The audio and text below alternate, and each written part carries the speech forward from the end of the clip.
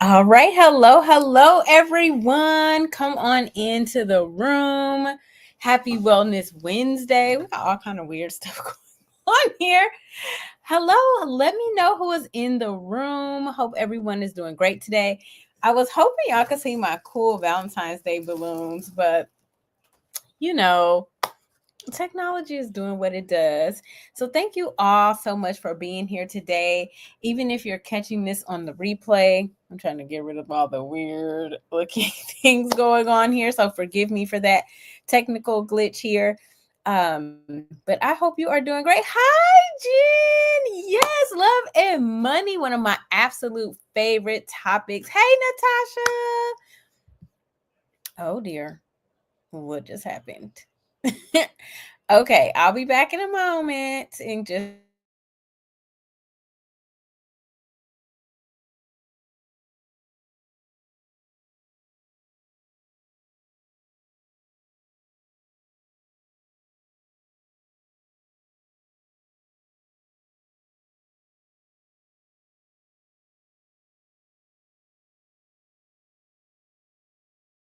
testing. All right, there we go. So y'all know I have severe internet challenges. One day, I'm gonna have great internet, and I'm excited about that day. So let's jump in and let's talk about love and money. I am really excited about this topic today. And if you have anyone who you think would benefit from this topic, please invite them to come on in, or they can even watch the replay. For those of you who haven't met me before, I'm Mia James. I am your feminine finance coach, and I'm just excited to be here today. So let's get started with our topic for today. So, one of my favorite quotes is what you don't manage, you can't maintain. And I'm actually going to drop that in the chat. Yes, technical difficulties, right? Like, internet issues for like over a month. I really need a refund and I'm going to go advocate for one. So I'm going to repeat that again. What you don't manage, you can't maintain. So let me know in the chat how you feel about managing your money. Like, what's the emotion that comes up for you? For me, I have mixed emotions, right? I actually love spending time with my finances, right? Because one, I like to show gratitude for my finances because they allow me to do many of the things that my heart desires. And then two, sometimes the finances that I want to be there aren't quite there yet, right? So sometimes it's just a little like impatience. Okay, let's just say. And then other times when the abundance is just flowing, it just feels so invigorating. So let me know in the chat when you get ready to interact with your money, what are some emotions that come up for you? Because remember, with feminine finance, we look at it from a heart perspective, right? And from time to time, there are emotions involved. Okay, thank you, Natasha. Okay, this is what I'm talking about right here. Natasha, she loves managing her finances because she remembers when she hated it. And so, Natasha, correct me if I'm wrong. Now that you love managing your finances, do you find that your finances are a lot more friendlier and loving towards you? I'm curious to know what your thoughts are around that.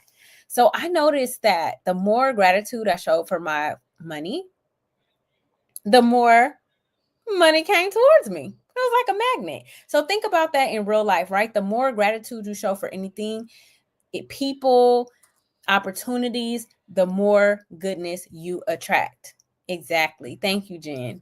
Jen said the same thing. Excellent. Yes, happy money. That is what I'm talking about.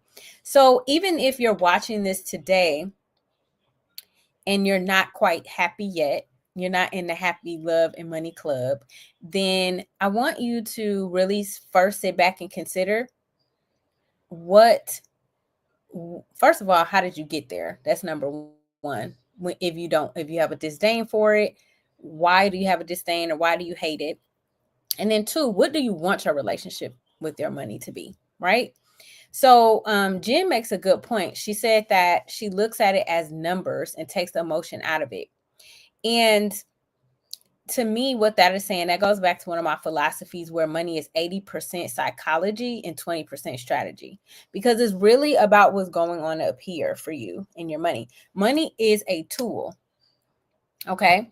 So, exactly. Yes. We're taking control. Thank you, Natasha. We are taking control of our money. We are the CEOs of our finances, right? We tell our money where to go. We create a spending plan. So, the first thing you want to do is decide what type of feeling you want to have when you get with your money. And you don't want it to be based on the balances in your accounts, because that can fluctuate, right? That can go up and down. But you want to become consistent with positive energy towards your money, no matter what the situation may be, because at the end of the day, our money allows us to do certain things. So let's keep going. So during my book launch, I talked about a concept called date with your dollars.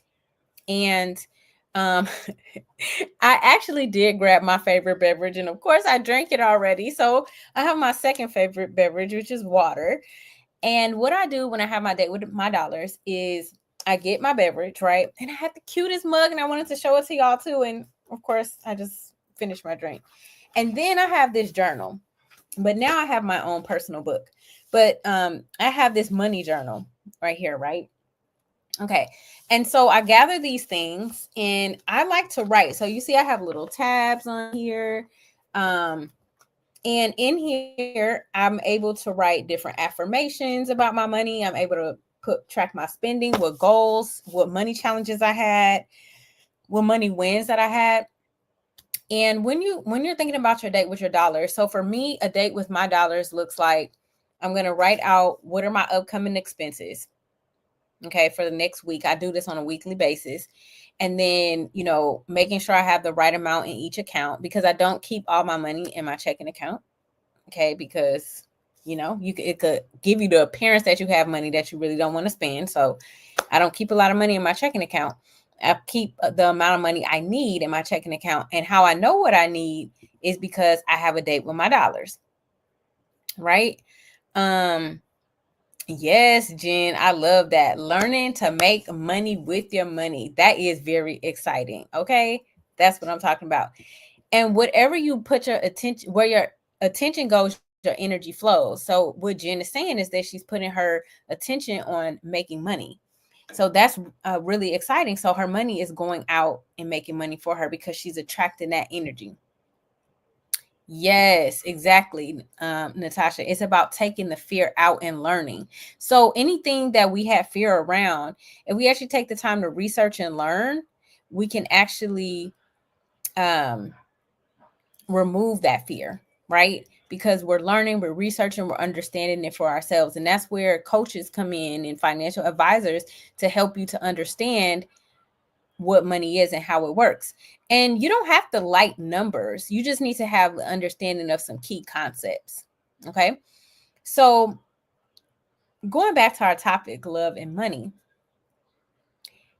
I would invite you to, if you don't already have a definition, I know that y'all do, Jen and Natasha, what does loving your money look like? So for me, it looked like actually showing gratitude no matter what the number was. That's what loving my money looked like. Like, you know what, money, thank you today that you allowed me to pay this bill. Thank you that you allowed me to get my nails done today, whatever that may be, because it could be the complete opposite, right? And I love this. Jen said, money babies. Yes, I say that I like my money to go out and make friends. Like, you go out, you bring some more friends to bring them home, and then you could get back in the door. No, I'm just kidding. But that's kind of how I think of it. I want my money to go out and make friends. Excellent. So let's keep on going with the love and money concept. So think about your definition of what does loving money look like for you? And another thing is you want to feel freedom and peace with money. At least you want to attempt to get to that point, because neediness for money and attachment to money is a repellent to money. So if you think about love and how you have love for, your spouses, your children, your family members, your friends, think about it. You do not like the needy people in your life. To be real with yourself. You know you don't like those needy people, like they all up under you 24/7. They always, those, you know what I mean, right? That is not how we want to be with money. So anything we don't like with other people, we don't want to do that with our money either, right? So what are some characteristics? You can type this in the chat. What are some things that your friends or family do that you actually love that they do for you? So, for example, one thing I love when my friends or family just call and check on me just to see how I'm doing, right? So it's the same thing with loving your money. I'm like, let me see how you're doing today over here. Like sometimes when I check my what is my portfolio, and I'm like, oh, you grew today, I'm so proud of you. So I talk to it. I'm just like, you know what, I'm cheering you on. You keep growing. You're doing better than you ever done before. You just keep on doing that. And lately my portfolio has been up, and I've been like, praise them. Oh, I love this, Natasha. Loving money means peace and gratitude, having it for herself and her daughter's daily needs. Exactly. And that is the ultimate. If you think about Maslow's hierarchy of needs, right? And when we get to the top of the pyramid, if you think about that in terms of our money, at that top, you have that peace, that self-actualization, right? And that gratitude. And we realize that money is a tool, right? And we control the money doesn't control us. So our attitude is not shifting in the wind, whether the money is a certain way or not. Yes, I talk to my money. I be like, I cheer it on. I'm like, you are doing a great job. And even if it's not doing a great job, I say thank you for what it does. Yes, feeding me. Yes, exactly. I love me some good food too. Yes. So you like when your family feeds you, Jen? I love it. Well, you can also feed your money by your money making more money, right? I love it. All right, so let's keep going. So today what I wanted to do is go a little bit deeper into your date with your dollars and how it can look in different seasons, because life has different changes, right? So sometimes you might have a big life event, like sometimes you have a child or a grandchild, or you change jobs. Maybe you go from a full-time job to full-time entrepreneurship. Some people go through a divorce. Like there's all types of life changes that can happen. And so after you create your spending plan, it's not kind of like a set it and forget it. This is something that you want to revisit, especially as life changes or seasons change, right? Some people spend a ton of money for holidays, right? So good and well that the spending plan you create in January may not necessarily work in November and December. So when you're thinking about your date with your dollars, you also want to forecast. Okay. And that is you kind of projecting to see, okay, what is coming down the pipe. Excellent. Yeah, I like some good food too, y'all. I'm not gonna lie. Okay. So when you're thinking about having a date with your dollars, I want you to connect it with something that you love to do. So for me, like I said, I connected with my favorite beverage. I connected with my favorite money journal. And then as you're consistent, if you're one of those people who like rewards, you can also reward yourself for being consistent with dating your dollars for a certain amount of time, right? So maybe if you do it for 3 weeks straight or a month straight, you reward yourself with something. So I had one client, she rewarded herself with like this special like blueberry pastry for dating her dollars. So what I try to do, anything that's like difficult for me at the beginning, I pair it with something that I'm either already doing, or I give myself a reward to incentivize it and make it into a habit. Because ultimately, the point is you want to make it into a habit. And so remember, anything that you love, you spend time with, right? And so that's why we want to have this date with our dollars. The other thing is if the word budget makes you feel restricted, again, I like to use the word spending plan, so you remember that you're in control of where your dollars go. Then we talked about this a little bit already.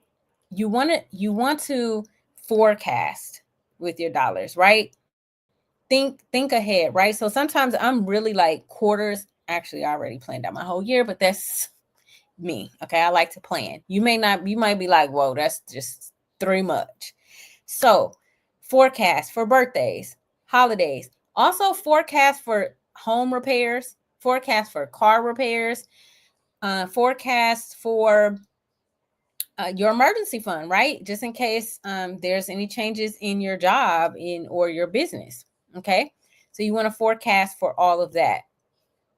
And then the next thing you want to think about too is give yourself a fun account, right? Give yourself an allowance. You can do this in cash, or if you're not as disciplined, but if you're disciplined, then give yourself, X amount of money that you could just spend and not have to worry about, like, doing it to the dime, I should say, like, budgeting it out. So give yourself like a fun account that you could just use to do whatever you want to do.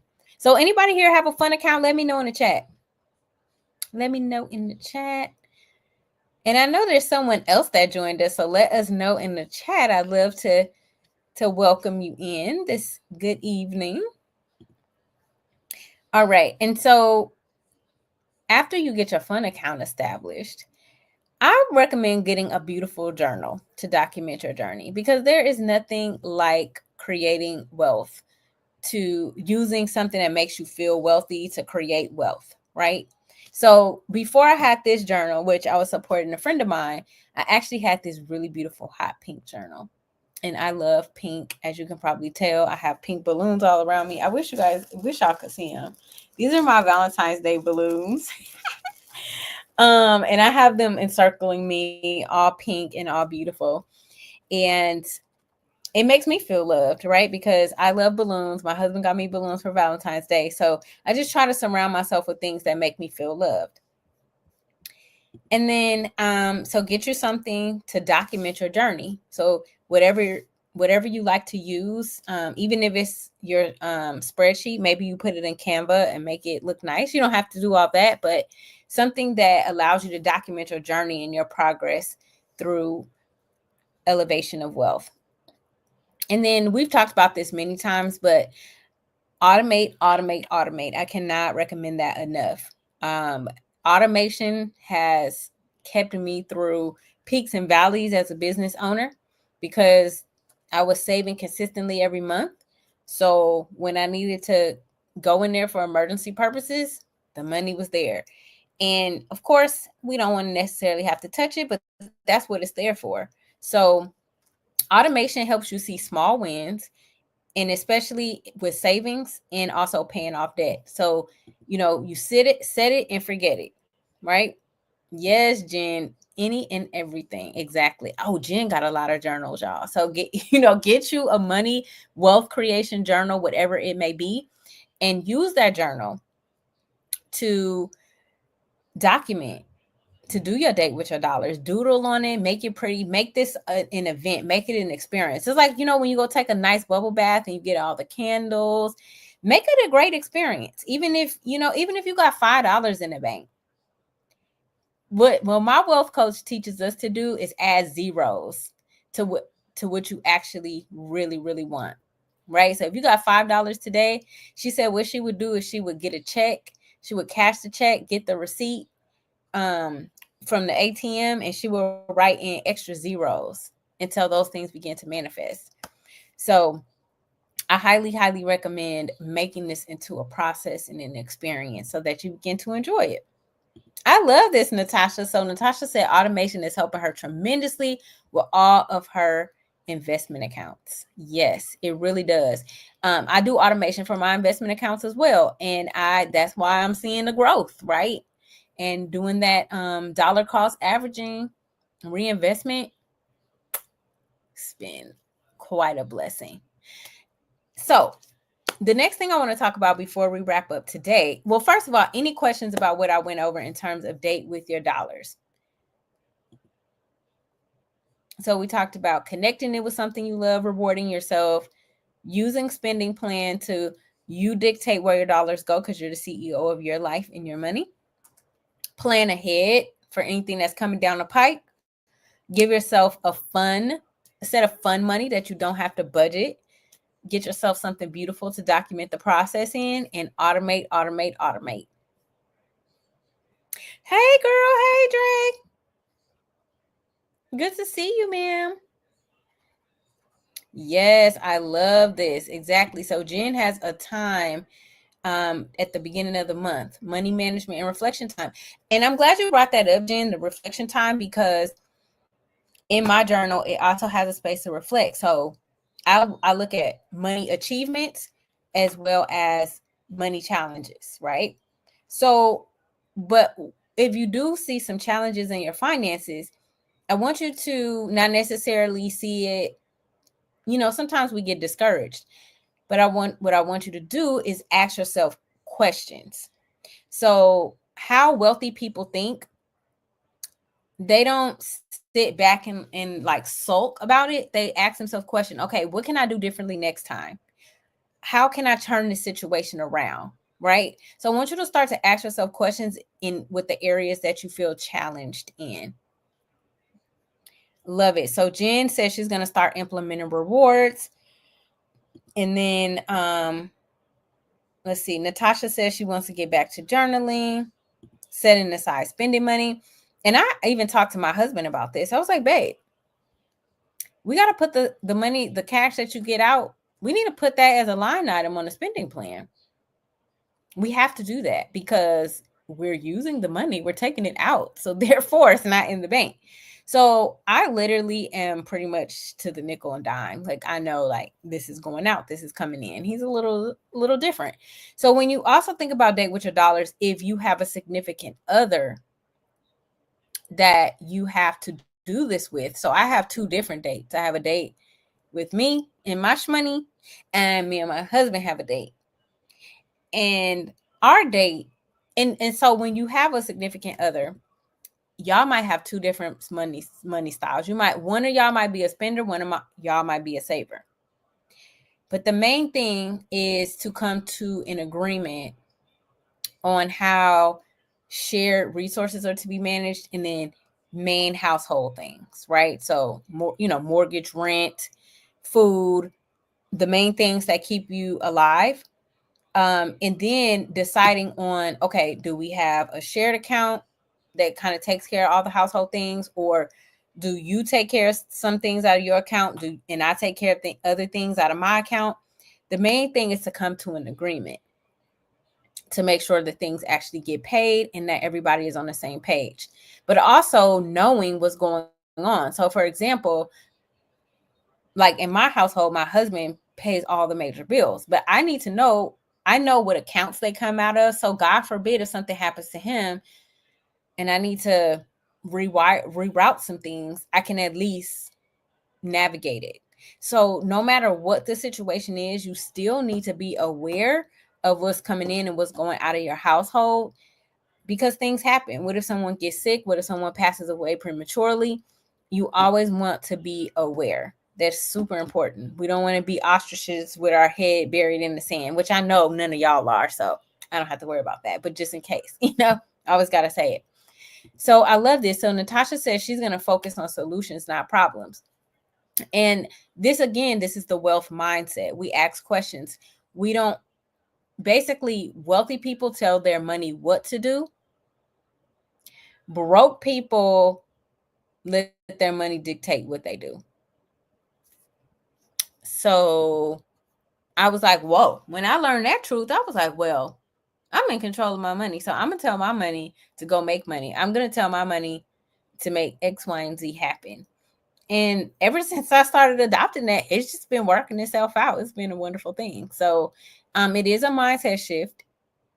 It can be a little scary because you might see one amount in your bank account and then you over here trying to do this over here. Now you do have to use wisdom, of course, but we have to start using our questioning and our creative energy, because that's another thing. As women, we are creative beings, right? Women, we take a house, we make it into a home. We take some groceries and we make it into a meal. We take a man's seed and we make it into a baby. So by default, we are natural creators. And so my question to you tonight would be, how are you using your creative energy to create the wealth that you desire and you deserve? So, Jen, okay. I love this. So Jen says she had a breakthrough this week. She stopped looking at the nickels and dimes and saw that emotionality around the numbers was negative. She's removed that emotion entirely, and it has been freeing. Yes, Jen, that is what I'm talking about. Congratulations. And and Jen, even if the emotions do try to come back in, you now know the solution, because things do try to creep back up, right? Like, I had a situation, and it wasn't even money related, but I have been rewiring my neural pathways around, relationships, I should say. And long story short, old thoughts start to creep in. I was like, no. That's not my truth anymore. So now Jen is basically saying that her new truth is that there's no negativity around the numbers. The numbers are just an appearance, right? And numbers are temporary.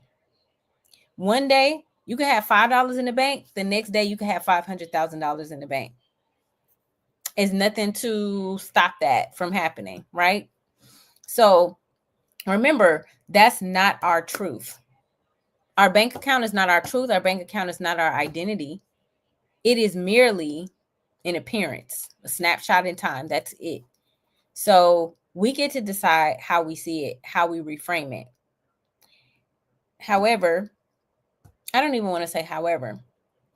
Getting back to, the love and the money, the main thing that I wanted us to take away this evening is how we feel around our money, no matter what it looks like.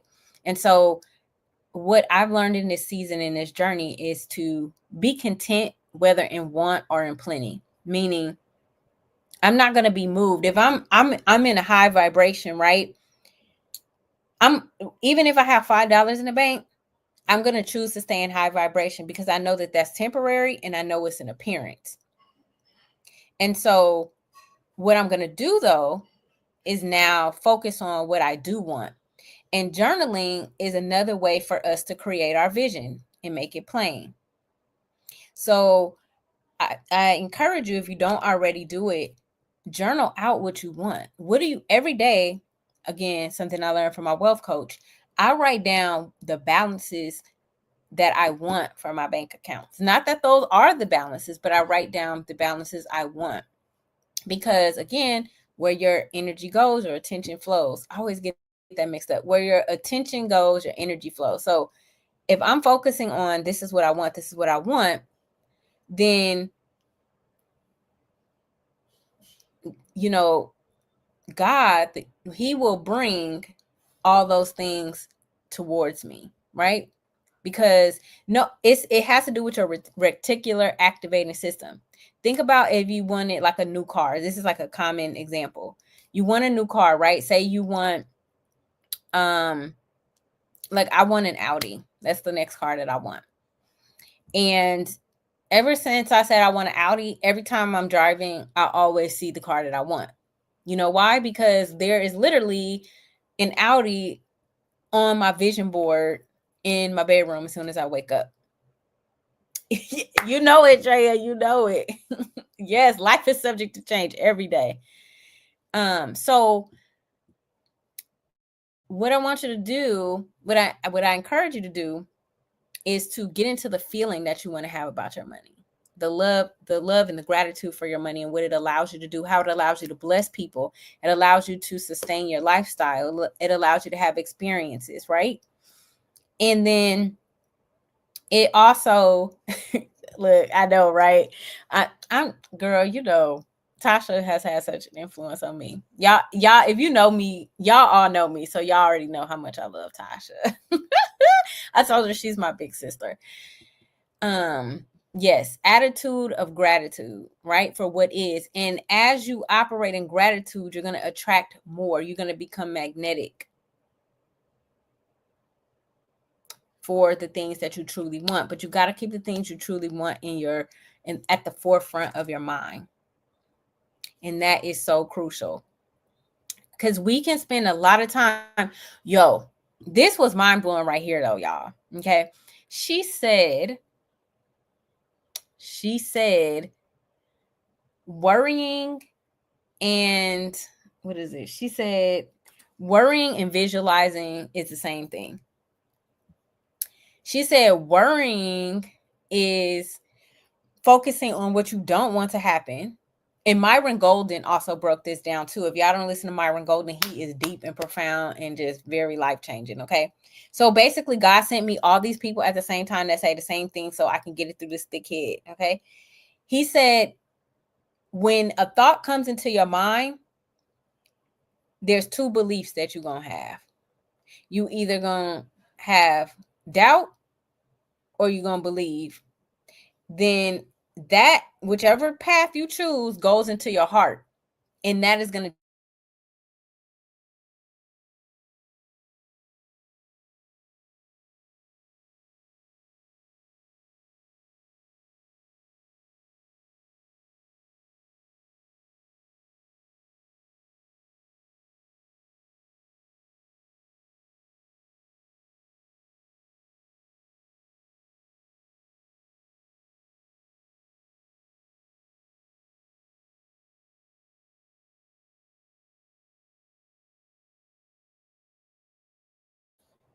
okay.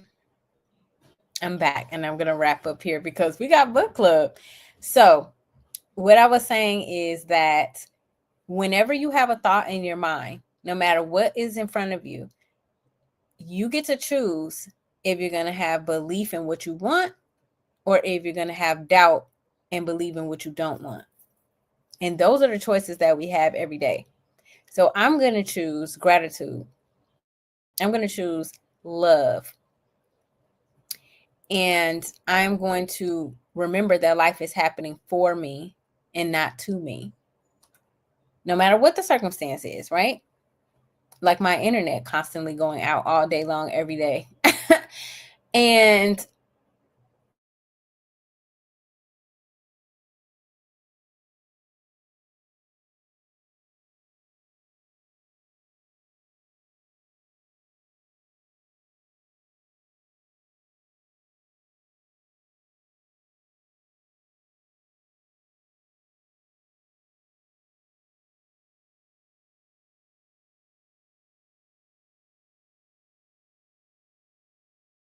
literally live. And see, I just had a whole moment. It literally, I'm going to keep that love and joy in my heart, and then it's going to come out into my actions.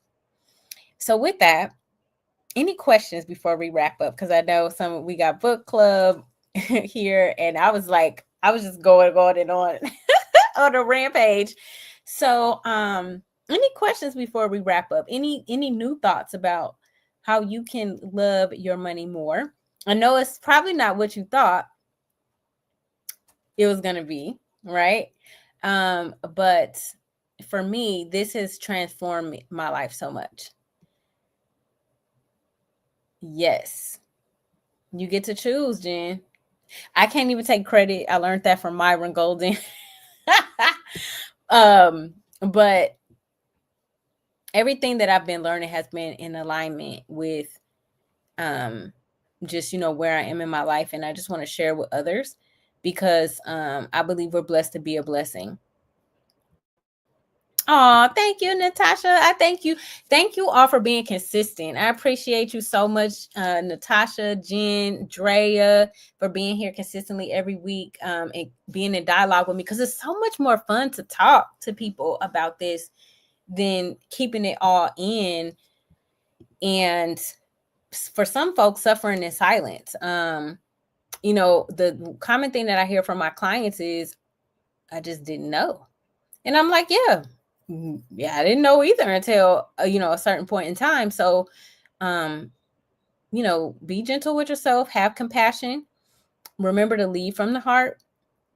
And I hope that you continue to cultivate love and gratitude for your finances and all of the wonderful experiences that it affords you each and every day. Well, I hope you all are blessed. Thank you so much for coming.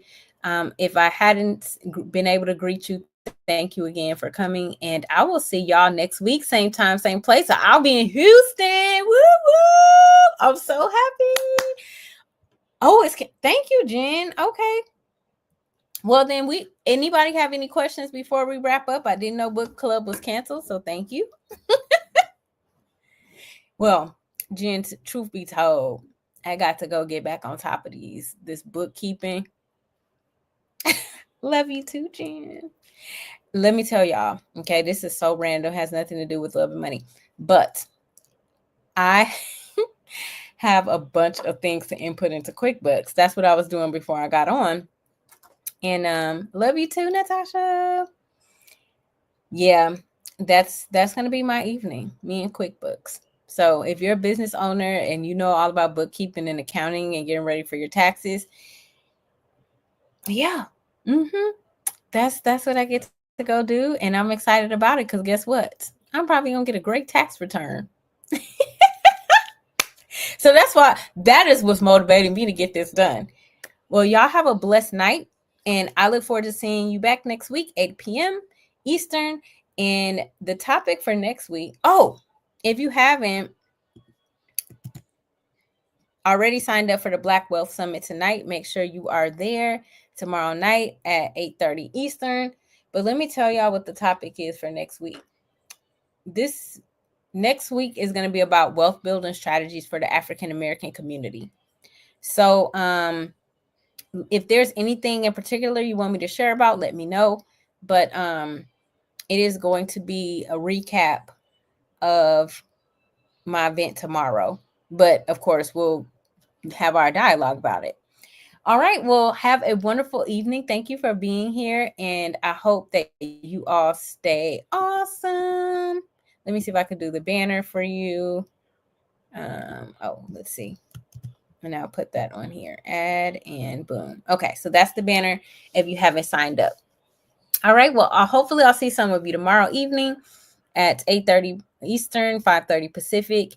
And I look forward to seeing you soon. Have a great night. Bye.